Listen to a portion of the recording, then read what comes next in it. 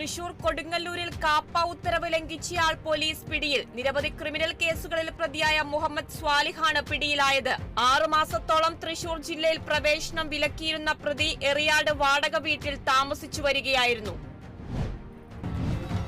ആലുവയിൽ ഫർണിച്ചറുകളും വസ്ത്രങ്ങളും സൂക്ഷിച്ചിരുന്ന കടയിൽ തീപിടുത്തം. കമ്പനിപ്പടിയിലെ ടർക്കോ എന്ന സ്ഥാപനത്തിന്റെ ഗോഡൌണിലാണ് അഗ്നിബാധ ഉണ്ടായത്. ആലുവയിൽ നിന്നെത്തിയ അഗ്നിശമന വിഭാഗം തീ നിയന്ത്രണ വിധേയമാക്കി.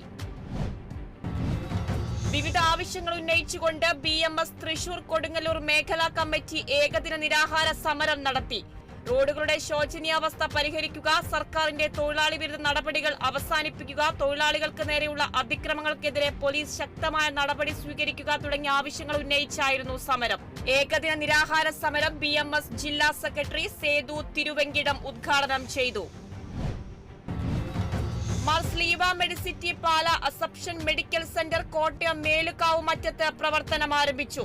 സെന്ററിന്റെ ഉദ്ഘാടനം CSI east Kerala bishop VS Francis നിർവഹിച്ചു. മാണി സി കാപ്പൻ MLA മുഖ്യാതിഥിയായി. തിങ്കൾ മുതൽ ശനി വരെ രാവിലെ 9 മണി മുതൽ വൈകിട്ട് 5 വരെ ഫാമിലി ഫിസിഷ്യന്റെ സേവനവും വൈകിട്ട് 4 മുതൽ 5 വരെ വിവിധ സ്പെഷ്യാലിറ്റി, സൂപ്പർ സ്പെഷ്യാലിറ്റി ഡോക്ടർമാരുടെ സേവനവും മെഡിക്കൽ സെന്ററിൽ ലഭ്യമാണ്.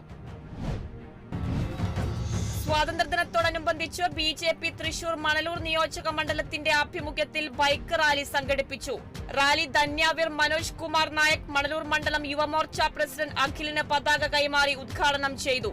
കാഞ്ഞാണി സെന്ററിൽ നിന്ന് ആരംഭിച്ച ബൈക്ക് റാലി പാവറട്ടി സെന്ററിൽ അവസാനിച്ചു.